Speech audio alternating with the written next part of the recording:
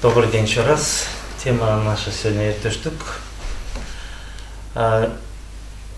Вообще у нас, кроме Манаса, Семетей, Сейтека, еще существует около 40 различных эпосов. То есть мы, как народ, очень богаты на эпосы, но как народ мы сейчас ими практически не пользуемся, хотя каждый эпос – это подсказка, помощь человеку в жизни, подсказка в его судьбе. И сегодня у меня тоже тема была «Перепиши свою судьбу». И у нас, у каждого человека есть такая возможность. И этому подтверждение эпос «Эртештук». Сегодня я «Эртештук» постараюсь рассказать в контексте познания себя. Там очень много событий, и один эпос невозможно рассказать, да, за 1,5 часа. Но я постараюсь, в прошлый раз за 2 часа не успел бы рассказать. Но постараюсь рассказать, чем бы сегодня Эртештук помог нам, какие уроки он несет, что мы упустили или упускаем в жизни, да. В этом плане Эртештук, отца Эртештука зовут Элеман. У него было 9 детей, и 9 детей он вырастил и их живыми потерял.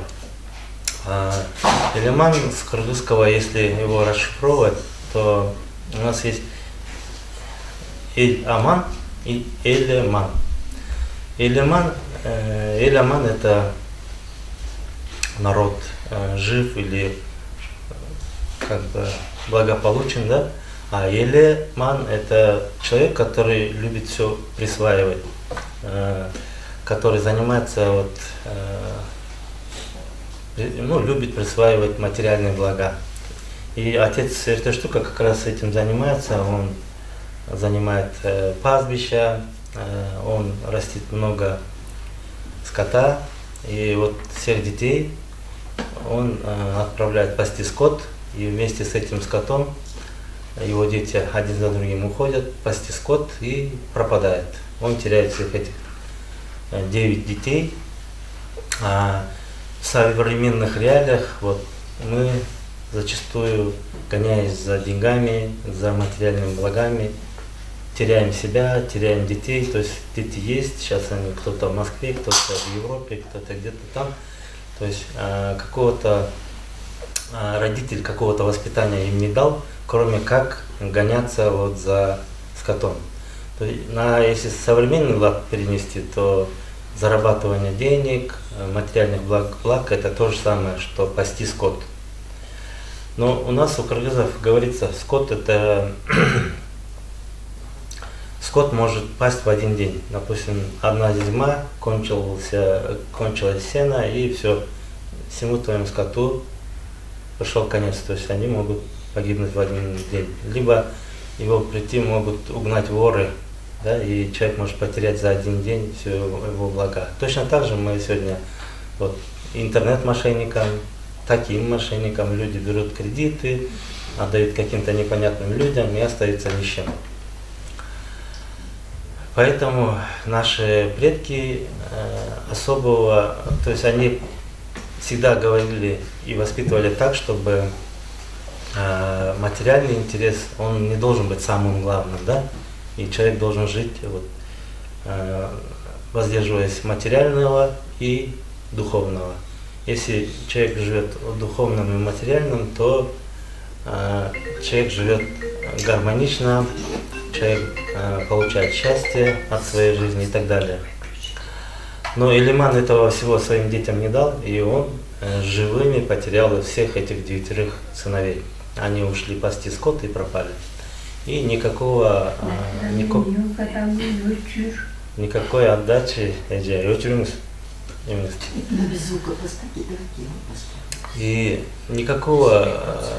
отдачи от детей он не получил и живыми их потерял. Уделите себе 1,5 часа времени, отключите всех. Возможно, это самый переломный момент в вашей жизни. Ну, Елиман задумался, и они со своей старухой решили попросить у Бога еще одного ребенка. И они ходили в святые места, молились Богу. Бог услышал их молитвы и подарил им еще одного ребенка. Но им сказали, вот назовете его Эртештук. Этот ребенок вырос, и теперь они начали уделять самое большое внимание этому ребенку, да? И они, наоборот, его оберегали от всего. То есть ему ничего не рассказывали, он вырос. И где-то в 6-7 лет уже не осталось в округе детей, с кем он мог поиграть. То есть он выходил, там кого-то либо избивал, то есть не было у него контакта с окружающим миром нормального, да? Кого-то избивал, кому-то руки, ноги ломал, поэтому его оберегали.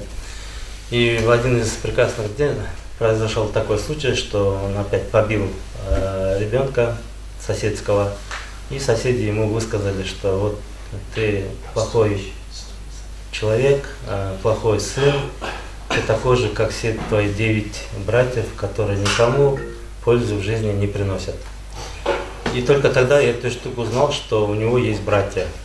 Он обиделся, пришел домой, родителям рассказал, и только тогда родители ему рассказали, что у него, да, действительно есть 9 братьев. И эта штука решается идти их искать. Отец, конечно, с матерью отговаривает, но он говорит, нет, поеду и найду. Он долго ищет и находит их, и они все живы, здоровы, они имеют кучу скота, то есть все горы, все долины были заполнены скотом, и они вот как пасли скот, так и пасли. Единственное, они были в оборванных одеждах, они не мылись, они не ели, они были очень голодны. Здесь какая аллегория, да? Люди, занимаясь вот скотом, они им никак не пользовались, не кушали, то есть одежду себе не шили, не покупали. Они вот просто пасли их, они размножались, и вот они занимались самим процессом. То есть даже человек, вот современный человек сейчас зарабатывает деньги, вроде дома, машины, но человек несчастлив, человек несчастен, да? То есть они не умели использовать эти материальные блага для себя и получать от этого какое-то удовольствие. Они были голодны, в оборванных одеждах, и Эртештук приехал на коне, обновил им одежды, сварил им кушать, помыл как бы и вернул к родителям. Когда они вернулись, Эртештук, отец это воспринял как естественное, он никак к этому не обрадовался, но соседи все начали говорить, что мог бы этот он сделать той, что он все-таки когда-то потерял своих детей, а теперь их снова приобрел, всех 10. Но он тоже опять вот из-за скупости, из-за жадности, имея такие стада, столько живности, он отказывается это делать. Но этот той организовывает соседский бай, Сарвай, по-моему. То есть о чем это говорит? Да, мы зачастую не ценим своих детей. Наших детей лучше знают другие люди. Те люди, которые с ними сотрудничают, те, которые им помогают, или те, которые им служат, да. И вот они после этого тоя они тоже решили пойти на какой-то той, они опять там 40 девушек встретились этим 10 братьям, и они тоже их обсмеяли, говорят, у вас 10 человек.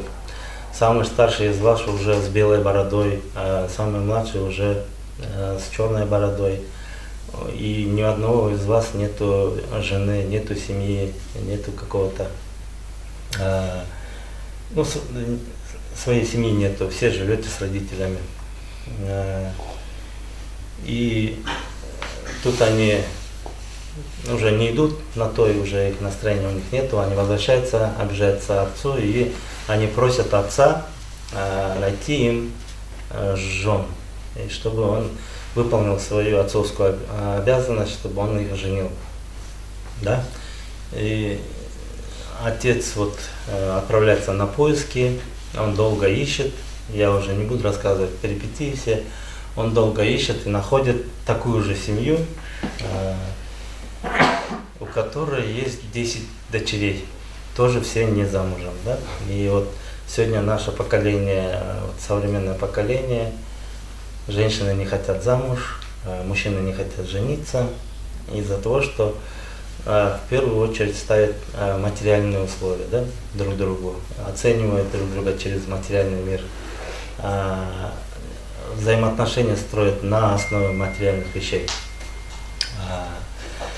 Но переговоры у них проходят хорошо, и они женятся. На этот той Эртештук не попадает, он остается дома. Остальные все едут, и каждый забирает свою жену, проводят там той и возвращаются. И они решили сделать привал. Сделали привал, и там по речке плыла такая легкая от животного. И вот этот отец Элимана, отец Эртештука, Элиман, решил поймать его и накормить своих собак. Это вот он сам по себе очень богатый человек, все у него есть. И он решил вот дангыт, мангыт, это там преподносятся как собаки, и он решил их покормить.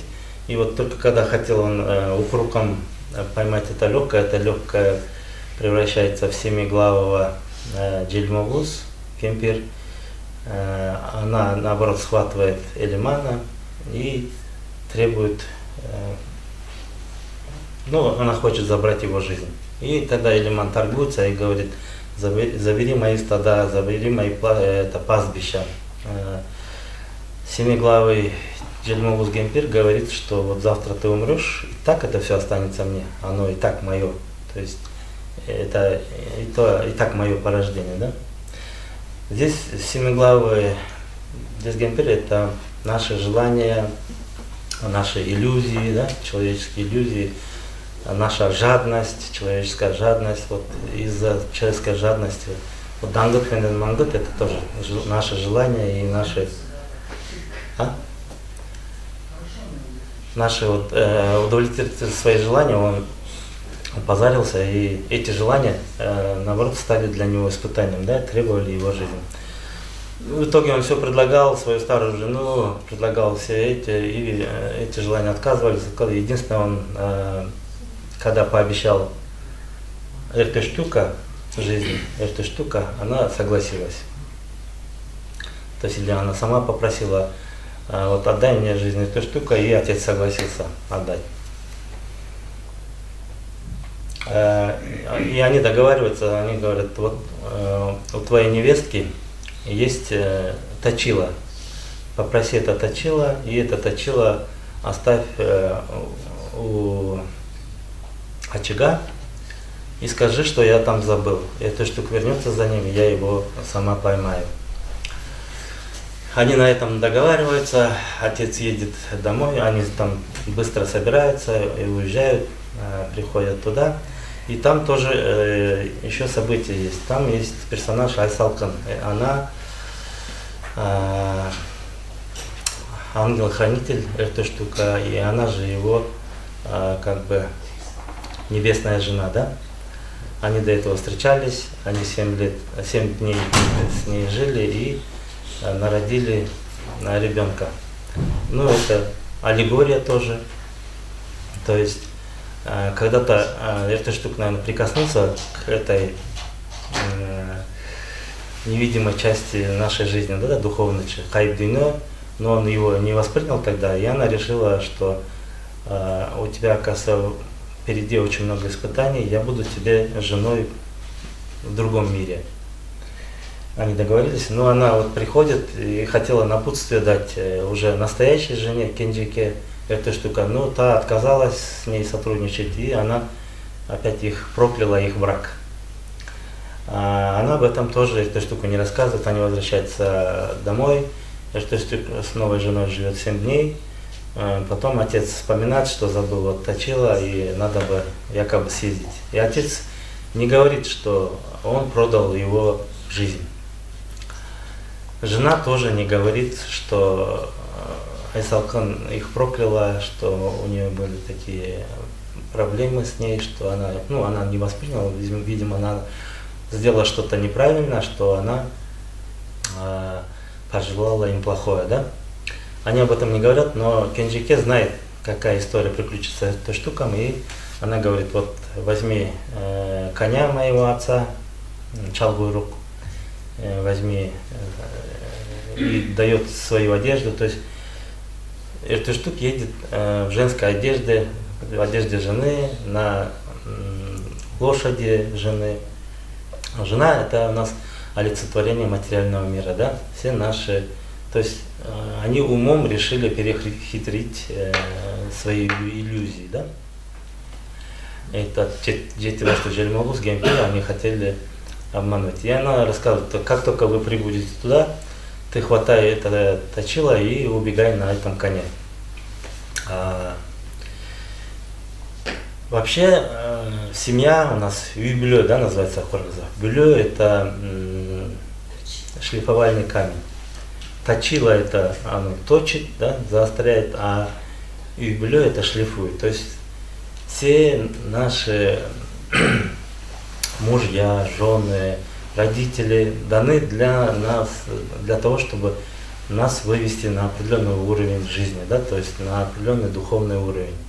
Они как бы являются и испытанием, то есть они могут нам и помогать, они нам могут и нас как бы тянуть назад, какие-то вещи не договаривать, не проговаривать. Очень много мы зачастую в семьях не умеем разговаривать, да, говорить правду. И из-за этих вещей Эртыштук сам по себе вот до этого момента он тоже как инфантильный мужчина живет не своей жизнью.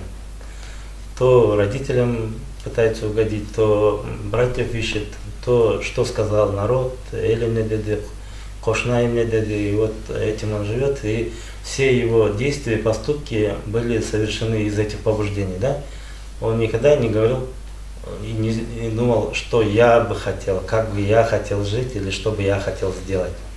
И отправляется он, вот, одев женскую одежду, имеется в виду там чаингитон, это называется одежда, но скорее всего это больше умственное настроение.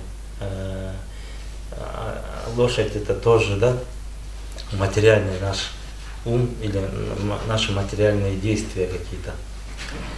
И когда он туда приходит, он приходит к этой Тете Башту Жельмоус и просит дать и точила. Но она, конечно, не отдает. Он говорит, спустись и сам возьми. Я, говорит, если встану, не могу сесть. Если сяду, не могу встать. Я, говорит, старая, не могу. А тот говорит, если я слезу с коня, то не смогу потом на коня сесть. Подай, пожалуйста. И вот они там какое-то время торгуются, потом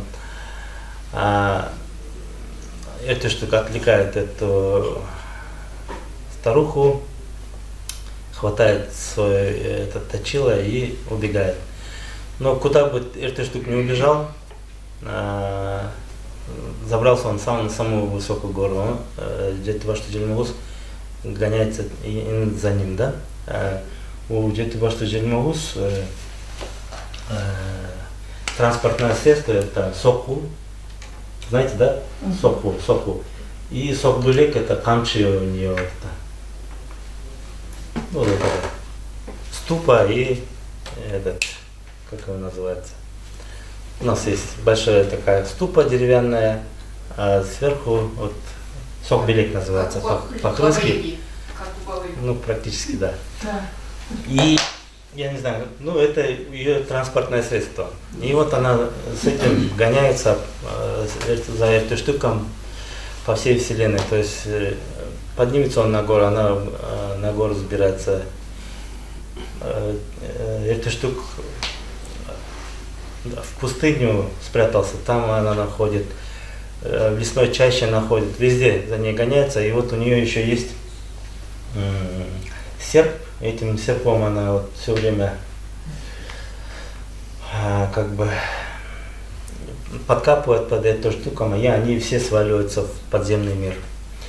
Здесь вот сокусок-блек, это туда ложат пшеницу и бьют и очищает от шелухи, от наружной оболочки. То есть это трансформация, да, так бы сказать. Там человека готовят к определенной, как бы, к определенному состоянию, да. Вот все люди в атма-йогу и туда, и те люди, которые ищут себя, они в основном занимаются там медитацией, да, там поиском себя. Вот этот внутренний поиск, вот это сама эта бабушка, она олицетворение иллюзий, да, которые человеку не дают жизни. То есть они гоняются за ним, пока человек не осознает себя, не поймет себя, это будет человека мучить, гонять в разные места, да. И вот они проваливаются, там называется провалились под землю, но эзотерически земля в человеке это его тело, да. То есть получается, Эртештук проваливается вот в себя, в свой духовный мир. Сам по себе Эртештук это это муж, мужественный переводится. Төш это грудь, Эртештук это из груди. То есть он проваливается вот в внутренний мир, да. И вообще вот почему я это рассказываю. Человек, если правильно делает медитацию, правильно осуществляет внутренний поиск, человек должен провалиться в свой внутренний мир, да? Но здесь Эртештук проваливается через испытания, то есть вот именно иллюзия ума, вот эта борьба с иллюзиями ума приводит к тому, что он проваливается в свой духовный внутренний мир. И когда он провалился во внутренний мир, там возникает такая тишина, темнота, ничего не видно, и там нету ни одного звука, ни одного шевеления, и вообще ничего не видно. И он приходит в такое состояние, потом через какое-то время он видит сопку, такую маленькую гору, и он идет по направлению к этой горе и видит там огромный великан, который то касается земли, то касается неба, то он оказывается на востоке, то оказывается на западе. И он огромных размеров, и у него на шее мельничный жернов, такой большой. Как цепочку же мы носим, но у него только вот большой мельничный жернов. Я это расшифровываю как яснозоркость. То есть есть у нас, сейчас называется назар, то есть есть мы смотрим, да, есть просто взгляд, а есть яснозоркость, либо внимание, да, ясное концентрированное внимание. Концентрированное внимание это когда мы видим не только вот этими физическими глазами, когда мы видим еще душой и духом, то есть когда это все соединяется, у человека появляется новое видение, яснозоркость. Ну, и у них состоится там разговор, этот человек представляется, он говорит, я вот жду Эртештука, хочу быть ему другом. И он говорит, это я, Эртештук. Они друг с другом рассказывают, он рассказывает о своих возможностях, он говорит, что я никому не дам ускользнуть, я самый быстрый в мире, то есть никому не дам ускользнуть, я настигну любого, кто шевельнется, да. Джейрен секретпес мамут называется по-кыргызски. Там, то есть это внимание, да, наше внимание постоянно скачет от одной мысли к другой, от одного человека к другому человеку, от одного движения к другому, да. Если сейчас дверь откроется, мы в дверь будем смотреть, кто-то пошевелится, чихнет, мы будем туда смотреть. То есть Важно это зрение нужно привязать к себе. Почему мы делаем медитации, да, там в медитациях привязывают к дыханию, допустим, там, либо к определенной мысли, либо к какой-то аффирмации, да. То есть, когда мы его привязываем, он обретает определенную силу. У человека появляется вот эта яснозоркость. Человек начинает видеть и слышать все по-другому. И вот эта яснозоркость, этот мамыт приносит клятву Эртыштуку, говорит: отныне я обязуюсь служить тебе, с тобой жить и с тобой умереть. И они подружились и пошли дальше. Они чуть-чуть прошли, и там другая сопка показалась. Да? Они пошли по направлению к этой сопке. У меня были все фотографии, но здесь презентацию невозможно показать, поэтому так придется, да, каждый представить. То есть там дальше Жертеншар мамыт. Кыргызы все знают, что это такое, да? Даже мы иногда друг друга говорим: ай, Жертеншар мамыт был Артурчу, когда кто-то прислушивается, там, приглядывается. Жертеншар мамыт, это, ну, там описывается, что у него огромные уши, он телосложение как человек, но уши у него огромные, глаза огромные. То есть это не только яснослышание, мы называем это яснослышание, но на самом деле это и ясновидение. То есть все наши органы чувств, зрения, яснослышание, вот это активизируется у человека. То есть Эртыштук с ним тоже дружит, он рассказывает о своих способностях, они дружат вместе и тоже клянется, что он будет служить Эртыштуку. И они идут дальше. Дальше идет вот ясночувствование. Дальше они идут, вот, все мы знаем горы, да? Пойдешь в горе, видишь, там есть эта вершина. Ну, думаешь, вот сейчас залезу, идем, залазим на эту вершину, там еще одна вершина появляется. Залазишь на эту вершину, появляется другая вершина, да? И вот так постоянно горы. То есть это человеческий духовный рост, он всегда такой, что нет какого-то стабильного состояния, то есть постоянный рост идет, постоянно человек совершенствуется. Манаси рассказывает, что у человека вообще 18 тысяч граней, то есть мы должны вот эти все грани открывать, да? И когда они приходят, они видят человека, у него биргарыш, вот, рост 1 сантиметр, но огромная голова, и он говорит, что он этот Куюмгутон мамыт, это ясно чувствование, это чувство, да, обостряется у человека чувство, то есть мысли это одно, чувство это другие, да, вот я чувствую, то есть ощущения есть, чувство, сезим, туюм у нас мы еще называем, и интуиция. Обостряется у человека интуиция, и он говорит, что вот у меня, он говорит, тоже я очень гулюк, то есть тоже я очень быстрый, у меня, говорит, маленькое тело, у чувств же вообще практически нету тела, то есть мы всем своим телом чувствуем. То есть конкретного тела у него нету, у чувств. То есть мы не видим, но мы знаем, что мы чувствуем. Да? Вот мне не хочется здесь сидеть, или я не хочу. То есть мы не видим из-за чего, но нам не хочется здесь быть, и мы хотим уйти от этого места.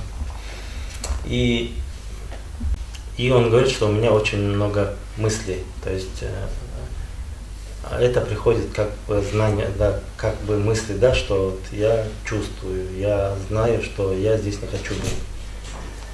Они тоже с ним дружат и идут дальше. Дальше они видят следующую сопку. Там видят огромного человека, который стоит на сопке, а его голова достигает неба. Он огромных размеров, огромные руки, ноги. И он так далеко вдаль смотрит. И у человека вот, открывается ясно знание, ясно предвидение. Там вообще Гуру-Гоч Мамык называется, но Гуру-Гоч это не глазами, а у человека открывается дар предвидения, дар алтайды алдын ала билген қасиет ашылады. То есть человек вот начинает уже определенной ситуации по каким-то незначительным сигналам или звукам, он начинает ощущать какие-то вещи. Да? Вот, допустим, даже если просто каждый из нас владеет, мы идем по улице и кто-то во дворе жарит борсоки, мы сразу думаем, кто-то жарит борсоки. То есть вот эти минимальные чувства есть. Но здесь они это намного обостренные, то есть они там целые истории, да, могут предвидеть заранее. То есть эти механизмы все заложены в каждого из нас.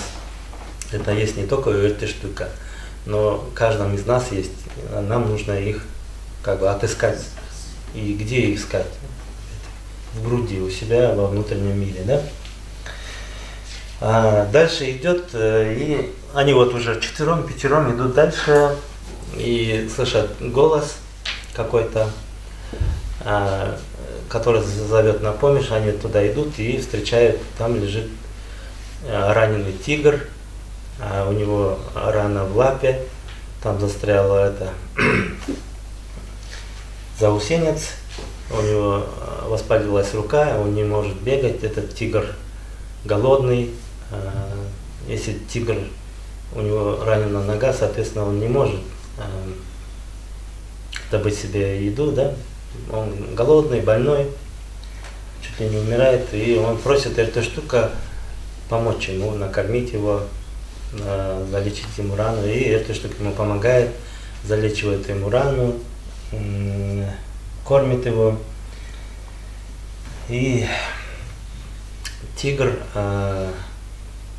он говорит, что я вот благодарю тебя, буду всегда на помощь тебе приходить. Вот когда ты меня позовешь, если я нужен буду, то вот тебе мой ус, выдергивает свой ус и говорит, как только подожгешь, попросишь меня, я буду тебе приходить на помощь. Мы, кыргызы, все джичаразы, то есть это мы просим помощи у своих аркажулёктерлер, это помощников, ангелов, архангелов. И здесь тигр олицетворяет нашу самооценку, то есть то, как мы относимся сами к себе. У многих из нас самооценка может быть, у кого-то ранена, да, вот больная самооценка, то есть кто-то ее завысил, кто-то живет в гордыне, на всех смотрит свысока, а кто-то наоборот занижает себя, свои таланты и живет не своей жизнью. Вот эта штука, например, жил не своей жизнью. Например, вот дети тоже вырастают, они, допустим, после 12 лет уже должны самостоятельно жить, строить свою жизнь. А у нас сейчас есть 40-50 лет, живут с родителями, на шее у родителей. То есть они как бы проживают не свою жизнь, то есть неправильная самооценка, неправильные цели, неправильные задачи, неправильное восприятие мира вообще. Поэтому очень важно каждому из нас вот залечить самооценку, да, то есть знать себе цену и знать, во-первых, вообще и полюбить себя, простить себя, помочь себе в первую очередь. Самая первая помощь мы вот должны оказать этому. Когда у нас открываются вот эти знания, то мы видим, что где мы себя как бы обкрадываем, а где мы наоборот перебарщиваем, да, там. То есть есть люди, например, они наоборот себя ставят выше других, пользуются другими, манипулируют другими. Вот эти вещи надо тоже залечить, чтобы стать настоящим человеком, да, хорошим человеком, который бы понравился Богу.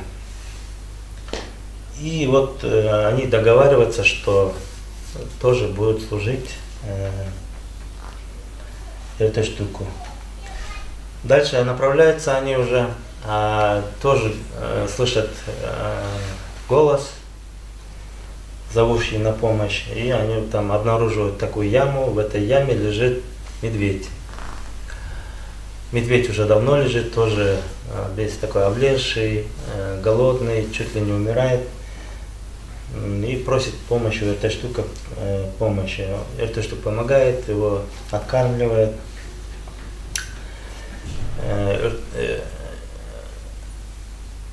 Медведь олицетворяет наш характер, да?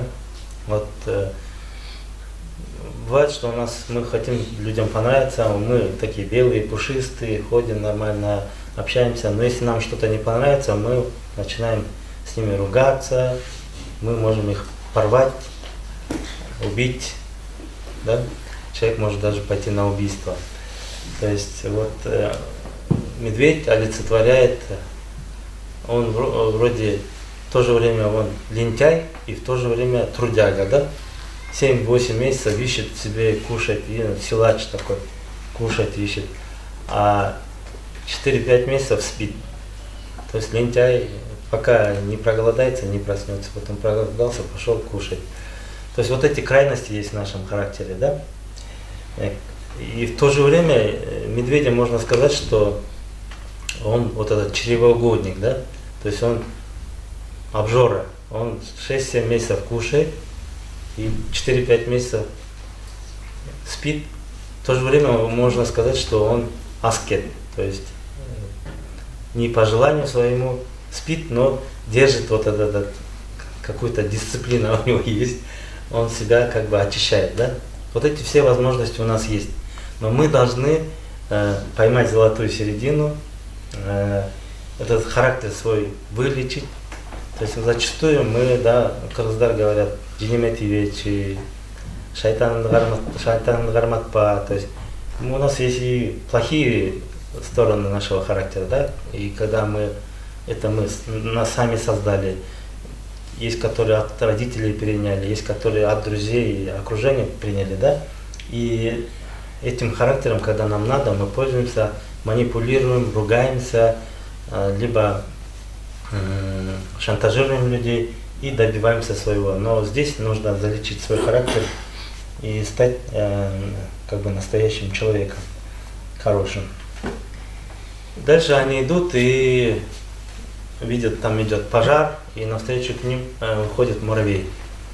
И просит помочь, говорит, там идет пожар, и сейчас скоро мой муравейник сгорит. Прошу помочь. Вот, муравей олицетворяет нашу жизненную энергию. То есть нам энергия дается тогда, когда мы двигаемся, когда мы что-то делаем, когда там мы учимся, какие-то... То есть когда мы что-то делаем, нам дается энергия. Если мы энергию прожигаем, то эта энергия она прекращает поступать. Когда мы не делаем, когда мы не делаем не свое дело, когда мы не делаем дело ради себя и общества, то это не поступает нам эта энергия. То есть нам источник перекрывает эту энергию, поэтому олицетворяется в виде муравья. Муравей, он маленький, но таскает вещи 5-10 раз больше себя, постоянно работает и живет в коллективе. То есть у них коллективный труд. То есть наша жизнь, она должна приносить пользу нам и должна еще приносить пользу окружающим. Поэтому Кыргыздар говорят, элде болсун, эл ичинде менде болсун, да? Поэтому вот эти вещи, там, короче, истории очень большие, еще много, и я остановлюсь на этих 7 сегодня. Вся эта история приключилась из-за того, что там есть вот в нашем подземном мире, то есть внутреннем мире, есть гогдö. То есть гогдö это, скажем так, то, что создали мы за свою жизнь. Либо эгоизм, можно сказать, либо наши шаблоны какие-то. То есть таким, каким мы сформировались на сегодняшний день. Брюс Кыртаус, один Брюс Элюдеус, Брюс Чермадаус. Пошел Джараша, мы создали свой такой искусственного себя, да, личность. Но оно искусственное. Почему искусственное? Потому что сейчас будет доказано дальше, да? И когда и у нас есть вот желание. Почему Эртештук спустился вниз? Потому что вот там у этого Гогдо есть дочь Гуляем. Есть Гуляем у нас. Гуль это цветок, и есть куль. Это пепел, да? То есть материя превращается в пепел. То есть все наши желания, наши хотения, наши какие-то материальные мечты превращаются в некую сущность или личность нашу.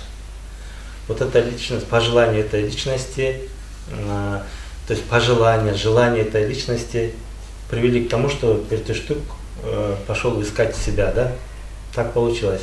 То есть мы ищем осознанно, а Эртештук в силу, мы тоже неосознанно, нас тоже привели какие-то жизненные неурядицы, да? Либо какое-то осознание, что так жить нельзя. А Эртештука тоже вот, Эртештука привели семейные проблемы, то есть проблемы не семейные, а проблемы в семье, так скажем. И вот эта Гуляим, она захотела выйти замуж за Эртештука. То есть это наше желание, то есть я хотел бы быть таким, да, сяким. И вот этот Гогдо, вот в самом эпосе, это вот моя интерпретация, а в самом эпосе дочь вот этого Гогдо захотела выйти замуж за Эртештука и послала вот этого Жетивашту Джезгенпир. И когда уже Эртештук пришел, познакомился с Гогдо, Гогдо не хочет отдавать свою дочь просто так. И он говорит, я поставлю вот 7 призов, если все эти 7 призов испытаний выиграешь, тогда я тебе отдам свою дочь. И вот эти, вот яснозоркость его первая, да, там будет испытание, нужно будет на коне прийти, скачки, да, на коне прийти первым. Скачки вот в нашем смысле сейчас в кавычках. И первым вступает там яснозоркость. Он говорит, давайте я, и он садится на коня Эртештука, и они соревнуются с этой Жетивашту Джельмалус, она на другом коне.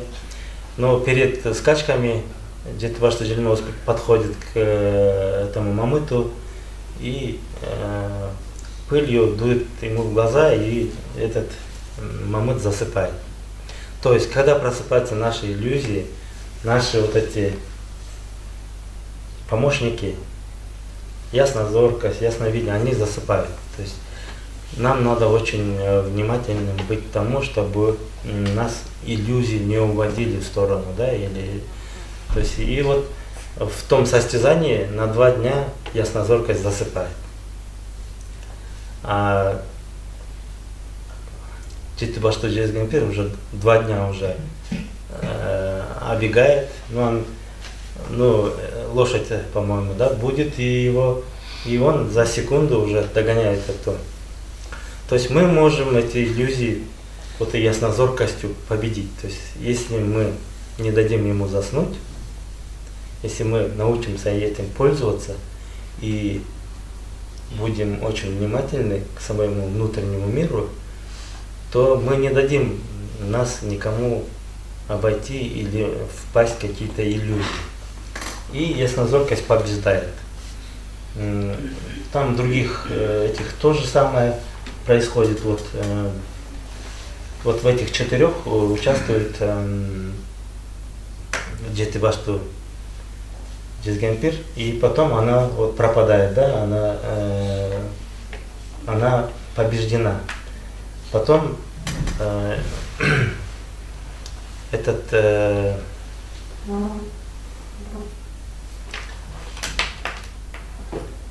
потом предлагает ему борьбу. Там у него, у этого Гогдо есть тигр свой, который как бы кормится, его кормят, лелеют, он в специальных там живет в апартаментах, и когда Эртештук вспоминает, поджигает ус тигра, зовет, и они борются, и в этой борьбе побеждает тигр, и эта штука. То есть это борьба с нашими собственными, да, вот у нас был один характер, потом мы поняли себя, настоящий свой характер, и вот этот наш характер проходит трансформацию, и наш характер побеждает, и мы становимся сначала самооценка, вот, да, эта самооценка наша борется. То есть зачастую нам нужно иногда бороться за себя, то есть ставить себя на первое место. То есть, ну, это должна быть здоровый эгоизм, да, такой, правильно поставить себя на свое место. Зачастую люди живут ради детей, кто-то живет из-за мужа, то есть из-за его мира, да? Кто-то живет миром мужа, кто-то миром детей живет из-за детей. То есть собственной жизни нету, собственной жизни просто пребывает, а в чужой жизни является как бы слугой. Поэтому нам нужно вот это самоуважение, самооценку вернуть себе, уважать себя, по-хорошему ставить себя на первое место, отдыхать, 7 дней в день не работать, 2 дня в неделю хотя бы отдыхать, да? Спать вовремя. Даже мы должны отвоевать себя от телефона. Сейчас вот мы в телефоне зависаем, там 10-12, и вот мы всю энергию спускаем в этот телефон. И вот эта борьба происходит, и там одерживает победу тигр, эта штука. Дальше идет борьба медведей. Там у этого Гугдо есть свой медведь. Там тоже вот борьба. Эта штука зовет своего медведя и побеждает медведь, эта штука. Здесь мы должны исцелить свой собственный характер. То есть вот то, что наносное, то, что пришло у кого-то заимствовано. То есть мы должны изучить себя, свой характер, и мы должны как бы переработать. И вот, который в Манасе говорится, алтаменен гумиштун, ширёюсь на меткоде, да? То есть вот эту почву переработать и стать золотом, стать драгоценностью, собой. И дальше там Гугдо рассыпает зерно и просит пересчитать и собрать именно зерна. То есть в жизни мы должны научиться понимать, что нам нужно, что нам не нужно, что нужно делать в первую очередь, что очень важно, что не очень важно, да? То есть отделять белое от черного, нужное от ненужного, принимать правильно свои уроки, извлекать из этого какие-то выводы полезные для себя и стать вот. И наша трансформация должна привести еще и помочь окружающим. И эта трансформация еще должна помогать народу, да? И там, короче, очень много дальше. Вот на этом он, Гугдо, не успокаивается, и дальше у него еще условия. В общем, история такая, что он все это побеждает, эту штуку. И там есть Ал-Карпуш, эта штука там женится на этой Гуляе. То есть он вот, внутри нас есть мужская часть, у каждого из нас есть женская часть. И они должны, вот как мы и говорим, что мы должны материальное, духовное вести, как бы в гармонии должно быть, да? Чтобы мы должны и тем пользоваться. А так, не так, чтобы мы забыли про духовное и занимаемся только материальной частью своей жизни, только зарабатываем деньги, только делаем какие-то дела, а вот чувства, эмоции, мы все это закопали, помощь людям. И это учит как раз таки тому, чтобы человек вот подружился с самим собой, с своими частями, своими желаниями. Вот когда все в гармонии приходит, и вот он женится на Гуляим, там вот эти все его помощники с собой, у него еще лошадь, вот это все лошадь, все вместе До этого еще история есть, когда вот Алкаракуш его проглатывает, это вот трансформация, да, проглатывает, потом через какое-то время она обратно возвращает на землю. И Эртюштык, он такой в 2 раза больше, там, в 2 раза мужественнее, в 2 раза стал лучше, да. И вот все его богатство она как бы вытаскивает на землю. То есть это все потом начинает служить уже нам, нашей жизни, личной жизни. И Эртюштык после этого организовывает той, зовет в гости Хошоя, и вместе с Хошоем они идут к Манасу. И там начинается другой эпос, другая история. То есть вот Манасқа келу, прихождение к Манасу, это у каждого чуро оно по-своему. У него вот 40 чуро, каждый приходил, это вот история нашей жизни. То есть это не история, которая когда-то была, а история, которая происходит каждый день, каждом из нас. Каждый из нас переживает это по-разному, кто-то в каких-то испытаниях, но нам важно найти, вот это что показывает, да, как нам обрести вот этих помощников, как обрести себя и как начать вот жить. Если вкратце, то вот эпос я так очень сжал, рассказал. Если есть вопросы, давайте теперь на вопросы отвечу. Түсінікті oldu? Анчамча түсінікті болса, қырғызша да еще могу добавить. Вот, и пока зреют вопросы, вот вопросы если есть, задавайте. Мы, эпосы должны, вот, они символизм, да, у нас очень много эпосов, только вот малых эпосов называется 40, на самом деле они не малые, они по сравнению с Манасом малые, а на самом деле это настоящие полноценные эпосы, да. И в каждом из нас, в каждом из них нам есть урок. Можно было бы им этими всеми пользоваться.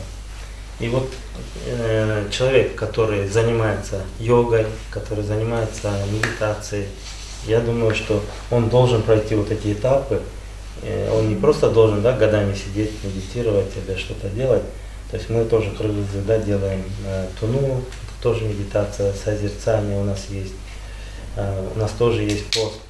И вот когда мы это делаем, мы это делаем для того, чтобы вот эти вещи активировать в себе и помогать себе в жизни. Когда человек обретет вот эти вещи, то у человека внутри возникает гармония. Он, во-первых, исцеляется сам собой, у него вот пропадут обиды, страхи, переживания, злость, негатив, да, вот этот, негативное восприятие жизни. И человек уже готов уже сам творить собственную судьбу. Почему я говорю сегодня, да, перепиши свою судьбу.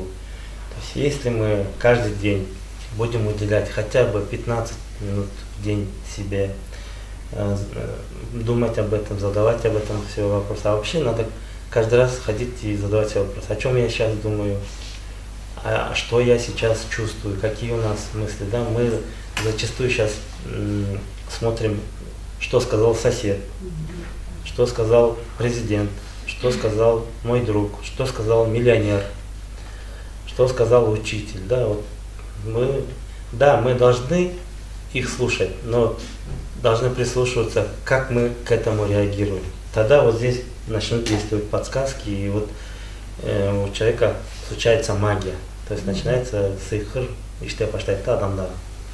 Почему наши предки были такими, вот акелер, да, 100 лет еще не прошло, были такие люди, которые заранее видели, которые могли там разрешить проблемы, да, которые могли предсказывать, помогать. То есть вот такими способностями мы рождаемся. И эти способности у нас до 12 лет активированы. Но в силу того, что родители не знают, мы закрываем. Из-за того, что мы засовываем детей в рамки, даем им готовые ответы, запрещаем им, да, мы закрываем все эти возможности. А по сути, нам при воспитании детей нам нужно, наоборот, раскрывать вот эти вещи. И тогда мы превратимся в совсем другой народ, которому не зря даются столько эпосов, почему эти эпосы обновляются. И мы вот могли бы другим народам быть примером, показывать. То есть мы на самом деле хорошо и живем, то есть наши традиции, все у нас очень такая большая культура, но мы сами себя не ценим, потому что у нас самооценка плохая, потому что мы себя не знаем, не раскрыли себя. А если раскроем, то у нас есть другая судьба. У кого есть вопросы? Я прекратил прямой эфир, так что давайте свободно пообщайтесь, задавайте вопросы. Кітеп жазған жоқпын, просто өзіңіз ертөштікті қайра оқып көрдіңіз. Қайсы вариантын? Саят Ағарлаев вариантын айттым. Вот башка вариант, ну там примерно одинаково, но где-то там ертөштік еще на земле успевает срезать голову, жети во что жезгентер. У кого-то успевает, у кого-то там одна голова остается, кто-то не успевает. Ну там есть нюансы, но в целом, да, речь о чем? Речь о нас, о нашем внутреннем мире. То есть разобраться в нашем, вот, что происходит здесь. Вот здесь у нас есть интеллект более мощный, чем ум. И ум должен служить вот этому интеллекту. Жан дүниеге башишке так знаков. А ақыл көпшілік учурда жанакындай эмелерди жетти баштуу жезгенттерди жаратып алып, потом учиться. Бала кезде китептен окуп, биз литературадан окуганбыз, ада кыргызчада айтты. Ушуларды эле окуганбыз, бирок моундай кылып бөлүп чечмелүү эмес бизге мугалимдердин. Биз деле окудук, бирок билебиз да эртештик бактı экенин, атасы Элеман экенин. Азыр деле башкача түшүнүп атабыз. Ички сезим туюм менен өзүмдүн көз карашымды кошуп айтып бердим да. А так эртештикти азыр башкача окусаңар өзүңөрдө деле ошондой ойлор келет. Буга чейин мен деле мурун башында ошондой окугам да. Анан кийин баягы касиет ачылгандан кийин ушундай нерселерди окуп, анан кайра түшүндүрүп, анан бул элге керек экен деп айтып берип атам да. Бул бизге ошо ата бабадан калган немелер экен да. Бул и манасчылар да бекерден кайра айткан жок да муну. Эти 40 эпосов или их больше, они переведены, кроме Эртештука, я никакого другого Манаса, Эртештука, и все, больше ни о чем не слышал. Не переведены, не то что они переведены, мы еще и сами не читали, кажется, они лежат, есть.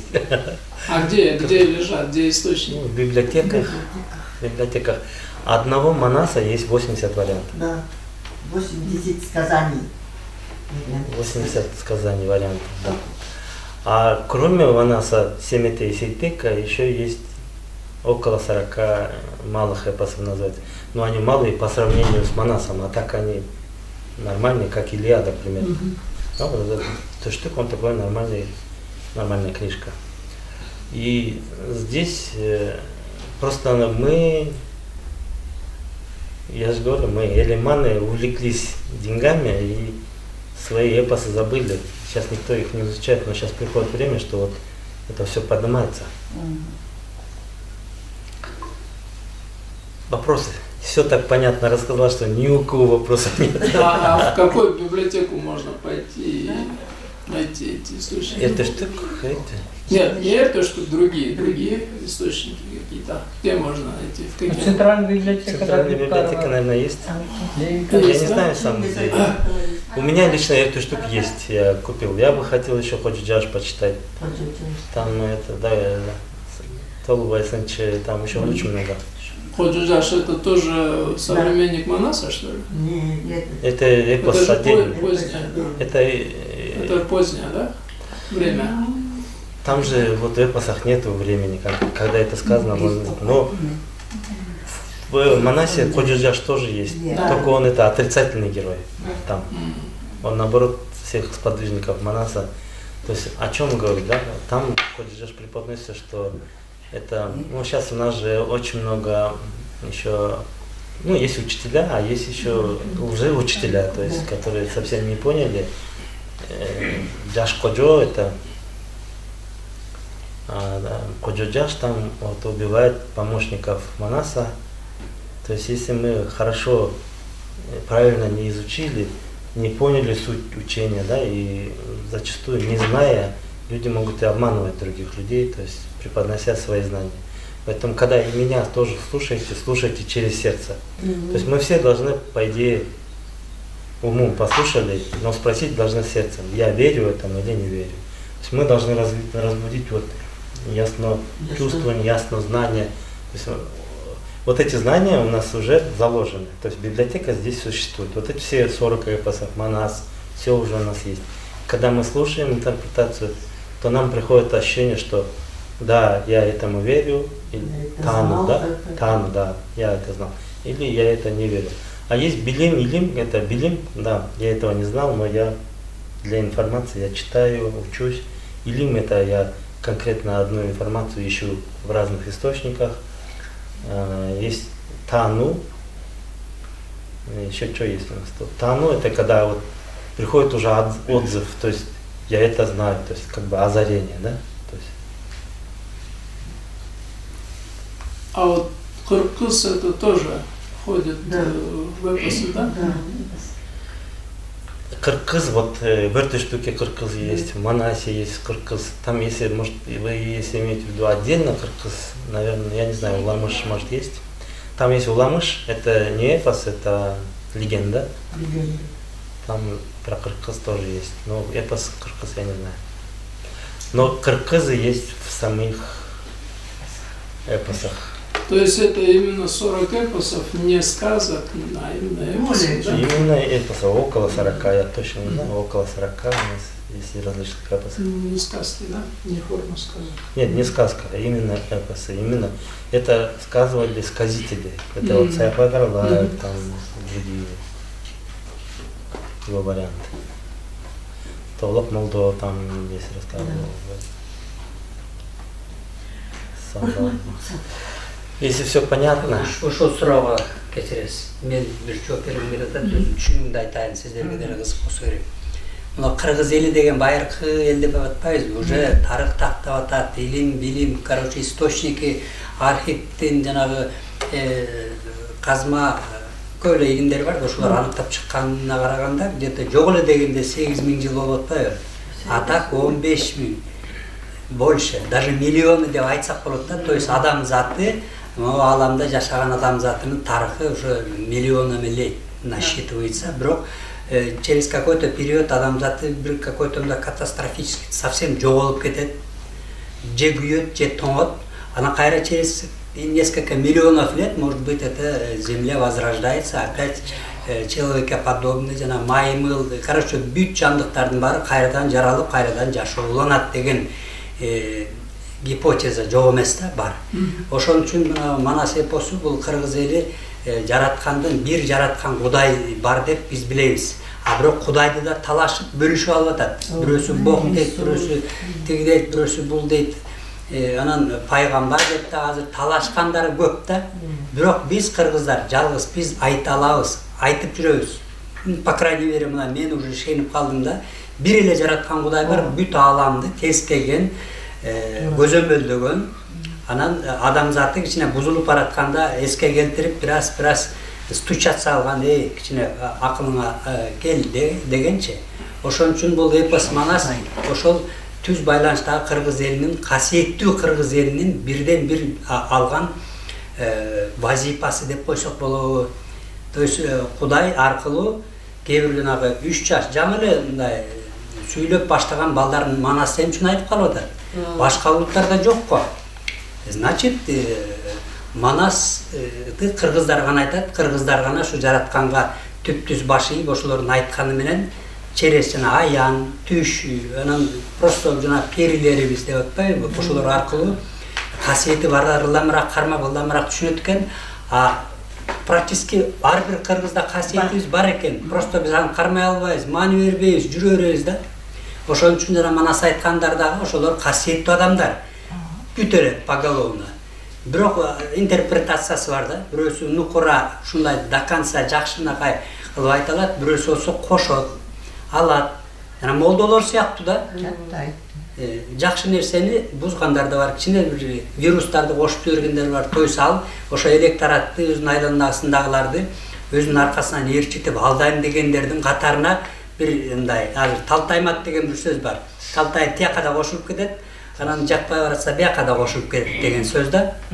Ошон үчүн манастар ар бир доордо, ар бир этап жизни человеческий ар кандай айтыла берет экен деп мен кабыл алдым да. Мисалы 200 жыл, 300 жыл мурун манасчылар бир өңүттү айтат. Азыр башкачараак айтат. Через несколько столетий мүмкүн башкачараак айтылып калышы ыктымал. Ошон үчүн буга таң калбайлы, просто ар бир адам өзүнүн жүрөгүнөн ошол манасын таанып, то есть кыргыз элинин каны бир бүртүгү, бир немеси бизде бар экендигин кабыл алсак болду. Калганы акырындап мындай через элдерге таркатыла турган бул илим. Ошону таанысак жакшы, тааныбасак дагы эле адашып эле бир акылдуурагы жакшыраакында чакырып койсо, ошого оозубузду ачып ээрчип кете беребиз. Ушундай эле бир жолдо экенбиз да. Туурабы? Я это забыл сказать. Жетибаштуу Жезгемпир, это вот бизде желөйлөр бар. Жолой деп бар да, бул да Жетибаштуу Жезгемпир. То есть иллюзии, наши желания, наши это обретают какие-то личности, да? То есть у нас появляются лишние головы. Почему я все это рассказываю? Чтобы вы эти головы посрубали, чтобы у вас осталась одна голова. Когда останется одна голова, начинают вот действовать, работать другие вещи, да, вот наши помощники. И это очень важно сейчас, потому что вот мы зачастую увлекаемся материальным миром, увлекаемся погоней за информацией. И информация это и есть вот этот джелёй.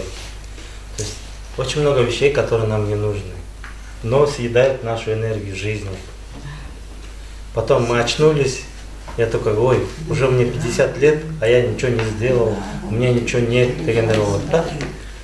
И поэтому не просто так мы послушали и разбежались, а чтобы каждый сам себе каждый день задавали этот вопрос, да? О чем я думаю,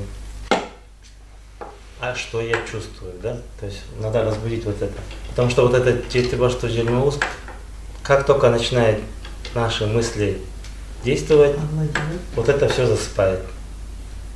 А если мы эти мысли постоянно в автоматическом режиме 24 часа в сутки работают, то мы не способны на творческие решения, на новые какие-то открытия, на какие-то взвешенные, хорошие решения в своей личной жизни. Почему люди, владея квартирой, за 5 секунд отдают его мошенникам? Потому что находятся в иллюзиях.